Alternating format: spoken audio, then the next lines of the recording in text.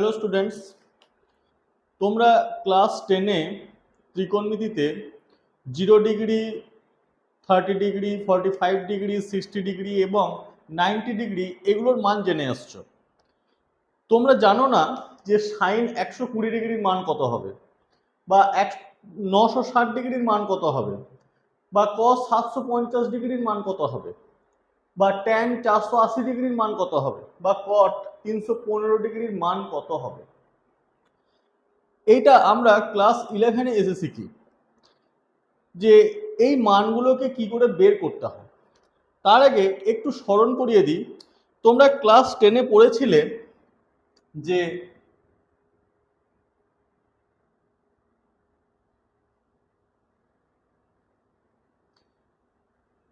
একটা রশ্মি সে যদি এই দিকে ঘোরে ঘড়ির কাঁটার বিপরীত দিকে, তাহলে সে পজিটিভ অ্যাঙ্গেল তৈরি করে, ধনাত্মক কোণ।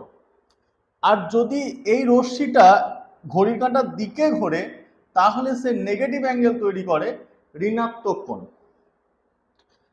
এইবার আমরা এই কোণগুলো বের করব কি করে, তার জন্য তোমাদের ক্লাস 10-এ যে ছকটা দেওয়া ছিল যে 0 degree, 30 degree, 45 degree, 60 degree, 90 degree, ওই ছকটাকে তোমাদের ফার্স্ট মুখস্থ করতে হবে। তারপরের কি কাজ সেটা তোমাদের আমি বলছি। তারপরে কি করতে হবে,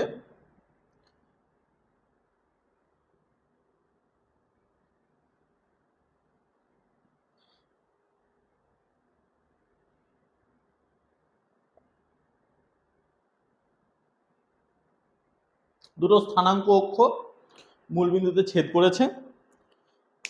তোমাদের যেটা করতে হবে সেটা হচ্ছে, একটা কথা বলি, ধরো তোমরা এটা যদি আমরা মনে করি যে আমাদের ডাইনিং প্লেস, এটা একটা রুম, এটা একটা রুম, এটা একটা রুম, তাহলে 6 ভাই sine theta, cos theta, tan theta, cot theta, sec theta আর কোসেক থিটা,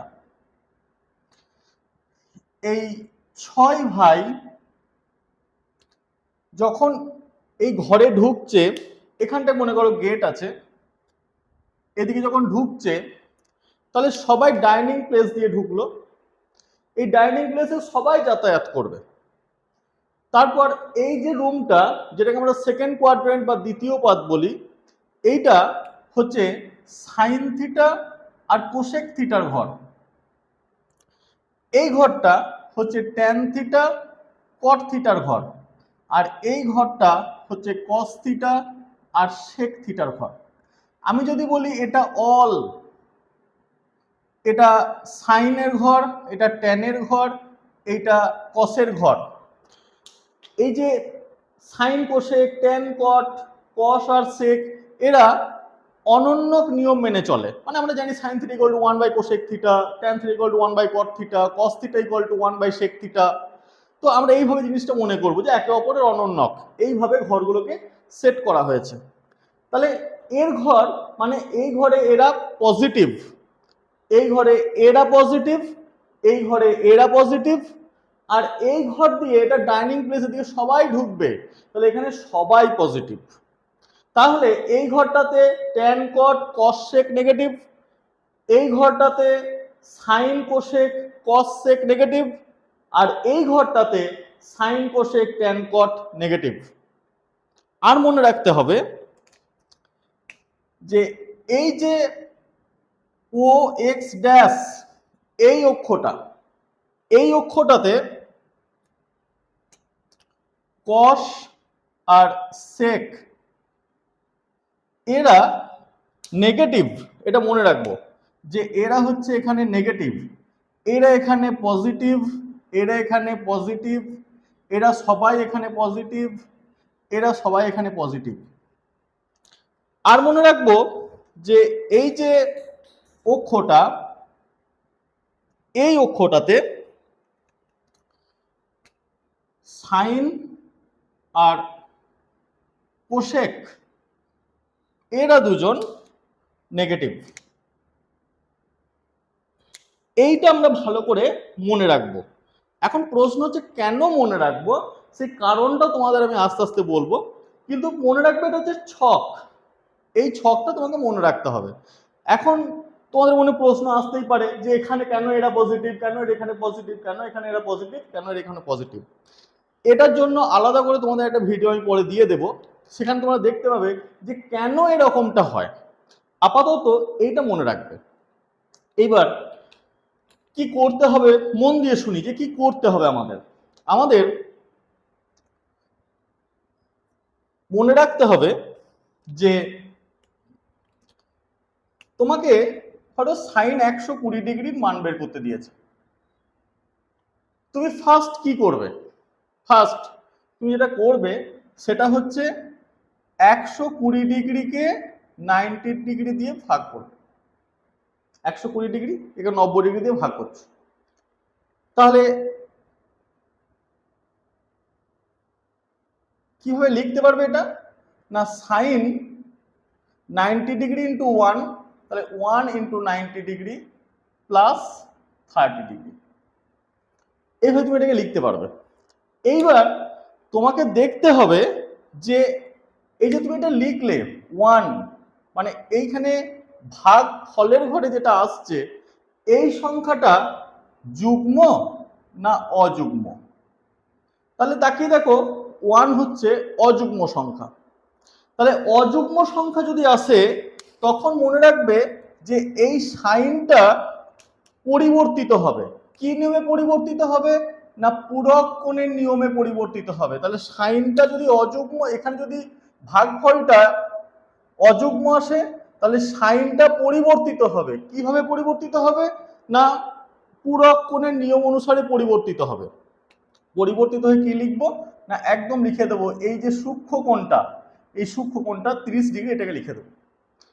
এইবার প্রশ্ন হচ্ছে যে এখানে চিহ্নটা কি হবে, প্লাস না মাইনাস? এই চিহ্নটা দেখবো যে কি হচ্ছে, এই প্লাস না মাইনাস হবে এইটা দেখার জন্য তোমাকে এই ছকে যেতে হবে।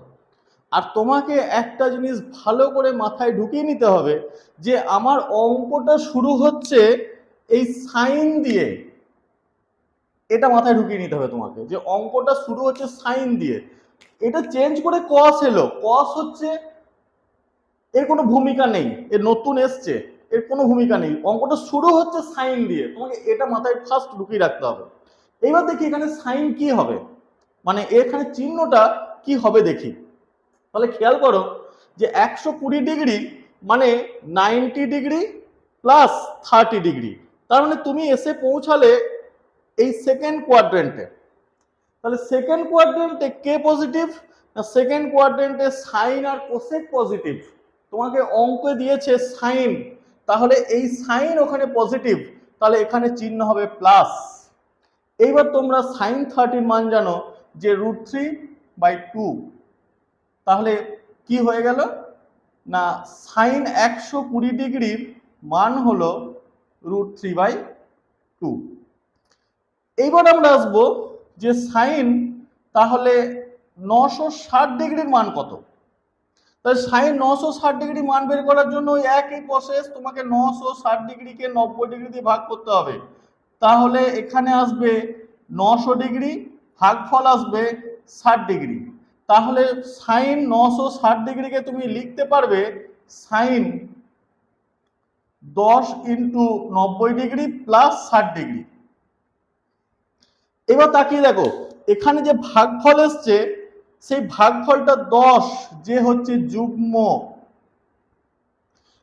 অযুগ্মর ক্ষেত্রে পূরক কোণের নিয়ম অনুসারে পরিবর্তন হবে, কিন্তু যখন যুগ্ম থাকবে তখন কোনো পরিবর্তন হবে না, যা আছে তাই থাকবে।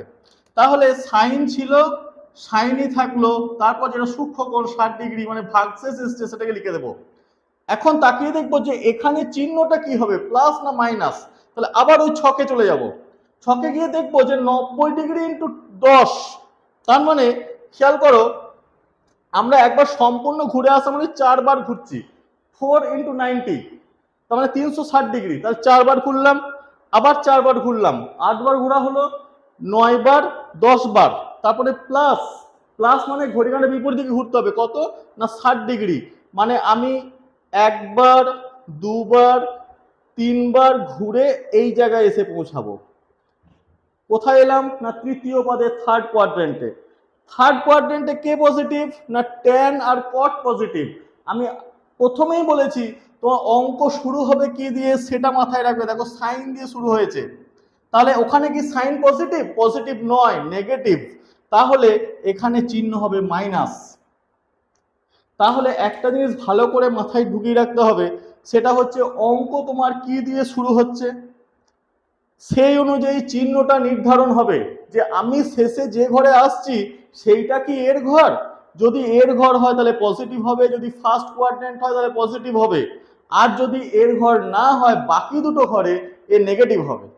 1 2 আমি এই যে কোণটা দিচ্ছে, যার মান নির্ণয় করতে হচ্ছে, তাকে আমি কি করছি না 90 দিয়ে ভাগ করছি। তার ফলে যে ভাগফলটা আসছে সেই ভাগফলটা যুগ্ম না অযুগ্ম? যদি অযুগ্ম হয় তাহলে এই কোণানুপাতটা পরিবর্তন হবে কি নিয়মে? না পূরক কোণের নিয়মে পরিবর্তন হবে। আর যদি যুগ্ম হয় তাহলে যা আছে তাই থাকবে। তাহলে যদি এখানে cos আসতো, যদি এখানে cos থাকতো তাহলে পূরক কোণের নিয়ম অনুসারে পরিবর্তন হয়ে এটা সাইন হতো। যদি ট্যান থাকতো কট হতো, কট থাকলে ট্যান হতো, সেক থাকলে কোসেক হতো, কোসেক থাকলে সেক হতো। আর যদি যুগ্ম হয় তাহলে যা দেবে সেটাই বসে যাবে। এটা মাথায় ভালো করে ঢুকিয়ে নেবে।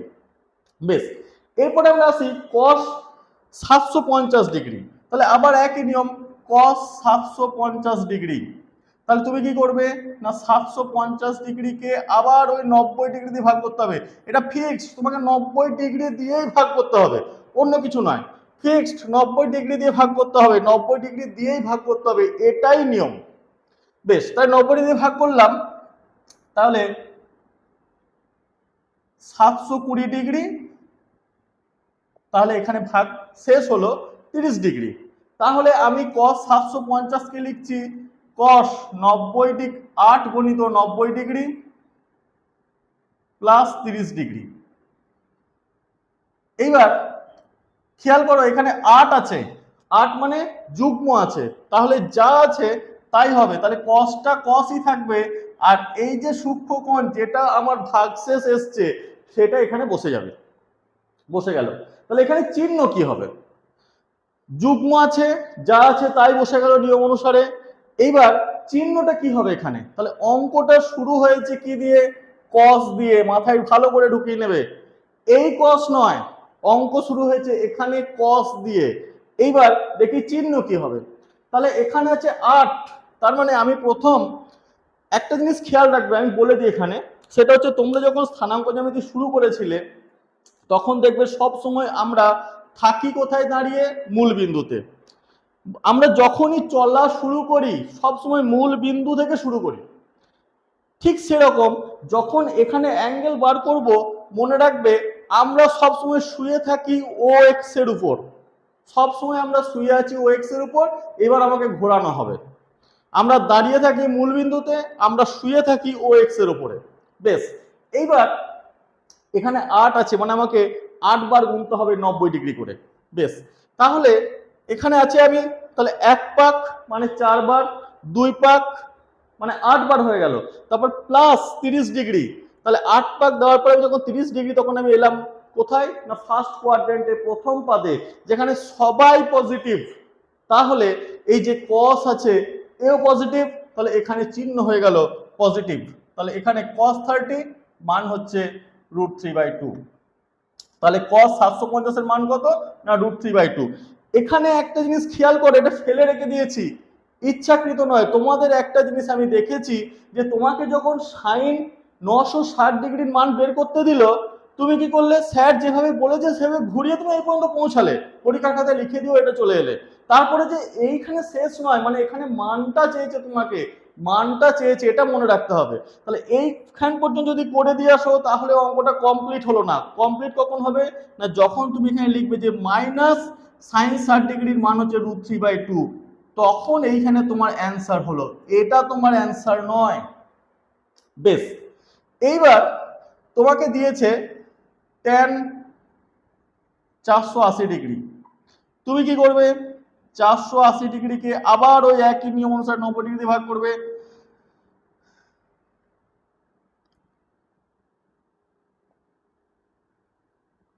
তাহলে আবার এটাকে লিখতে পারবো tan 480 মানে tan 5 গুণিত 90 ডিগ্রি প্লাস 30 ডিগ্রি।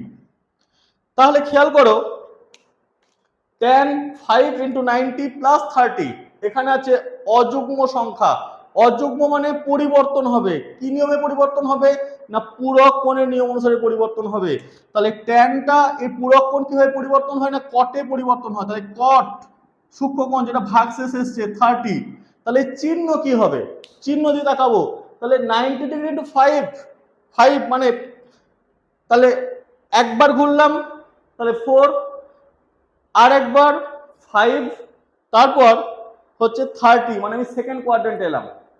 আবার বলি আমাকে 5 বার ঘুরতে হবে, তার মানে 90 ডিগ্রি 90 ডিগ্রি 90 ডিগ্রি 90 ডিগ্রি 4 বার হলো, একবার 5 বার, তারপর প্লাস 30 মানে আমি সেকেন্ড কোয়াড্রেন্টে এলাম দ্বিতীয় পাদে। দ্বিতীয় পাদে কে পজিটিভ? সাইন আর কোসেক পজিটিভ। সাইন আর কোসেক পজিটিভ। তাহলে এখানে এই যে অঙ্ক শুরু হয়েছে tan a পজিটিভ নয়, তার মানে এখানে যে চিহ্ন সেটা হবে মাইনাস। cos 30 এর মান হচ্ছে √3। তাহলে tan 480 ডিগ্রির মান কত? না মাইনাস √3। এইবার cot 315 ডিগ্রিটা তোমাদের বাড়ির কাজ রইলো, করবে না যদি পারো তাহলে আমাকে কমেন্ট করে জানাবে। বেশ, এইবার আমরা দেখি যে এইরকম ক্ষেত্রে কি হয়। তোমাকে বললো যে cos 180 ডিগ্রির মান বের করতে, যে cos 180 ডিগ্রির মান কত। কি করব? না ওই একই নিয়ম, cos 180 ডিগ্রি মানে 90 ডিগ্রি গুণিত 2 প্লাস 0 ডিগ্রি। বেশ, তাহলে 2 আছে, cosটা cosই থাকবে, তাহলে cos লিখলাম, তারপর এখানে ভাগশেষ এসছে 0, তাহলে 0 ডিগ্রিতে সূক্ষ্মকোণ লিখলাম। এবার চিহ্ন কি হবে? না 90 ডিগ্রি × 2। তাহলে খেয়াল করো 90 ডিগ্রি × 2 মানে একবার দুবার, থেমে গেলাম, তারপর 0। 0 মানে না তুমি এদিকে যাবে না তুমি এদিকে যাবে, এইখানে তুমি থেমে গেলে। তাহলে তুমি কোথায় থামলে? না ও এক্স ড্যাশ এই অক্ষের উপরে। এই অক্ষের উপরে cos কি আর sec কি? না নেগেটিভ। তাহলে তোমার অঙ্ক শুরু হয়েছে cos দিয়ে, যে নেগেটিভ, তাহলে এখানে চিহ্ন হবে মাইনাস। cos 0 এর মান কত? 1, তাহলে এর মান কত? না -1। প্রত্যেকটা অঙ্ক খুব ভালো করে দেখবে, কোথাও বুঝতে না পারলে আমাকে বলবে। আর চ্যানেলটাকে একটা লাইক করবে, চ্যানেলটা সাবস্ক্রাইব করার অনুরোধ রইল, আর ভিডিওটাকে প্রচুর প্রচুর প্রচুর শেয়ার করবে। Thank you.